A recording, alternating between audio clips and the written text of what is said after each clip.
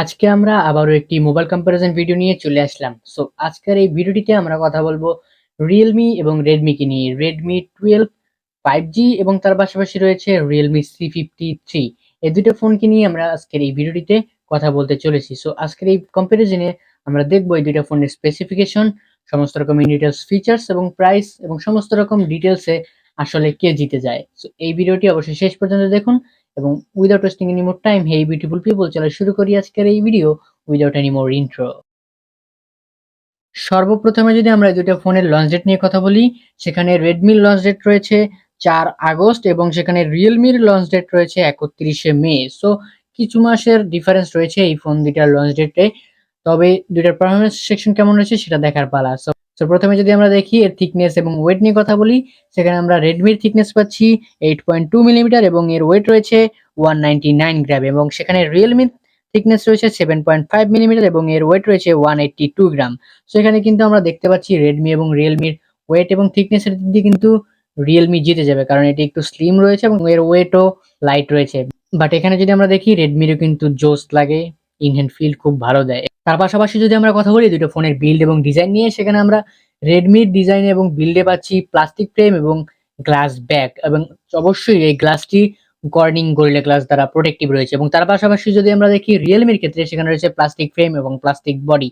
So এখানে কিন্তু plastic back হওয়ায় অবশ্যই রেডমিকে আমরা জিতিয়ে দিব, কারণ এখানে গ্লাস ব্যাক রয়েছে। এবং বলতে গেলে দুটোরই ডিজাইন কিন্তু জোস লাগে এবং দুটোরই ক্যামেরা পুরো আইফোন আইফোন একটা ফিল দেয়।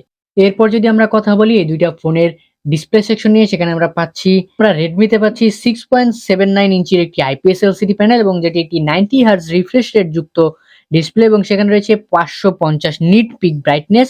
তার পাশাপাশি রয়েছে ফুল এইচডি প্লাস একটি ডিসপ্লে। তার পাশাপাশি এর পিপিআই ডেন্সিটি রয়েছে 396, এবং এটি একটি কর্নিং গরিলা গ্লাস দ্বারা প্রোটেক্টিভ ডিসপ্লে।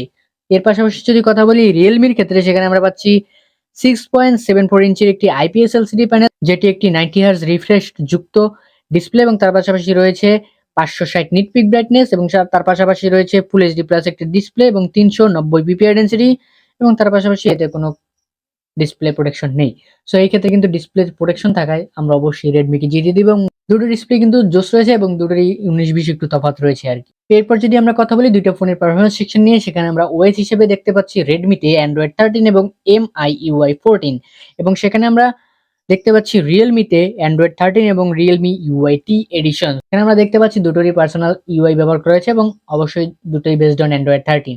এরপর যদি আমরা কথা বলি দুটো ফোনের চিপসেট সেকশন নিয়ে, সেখানে আমরা দেখতে পাচ্ছি রেডমিতে রয়েছে স্ন্যাপড্রাগন 4 Gen 2 4 ন্যানোমিটারের একটি চিপসেট, এবং তার পাশাপাশি যদি কথা বলি রিয়েলমিতে, সেখানে রয়েছে ইউনি এসওসি টাইগার T612 12 ন্যানোমিটারের একটি চিপসেট। সো এখানে কিন্তু চিপসেটের দিক দিয়ে অবশ্যই রেডমি জিতে যাবে, কারণ এখানে চিপসেট অনেকটাই ভালো রয়েছে রিয়েলমির থেকে।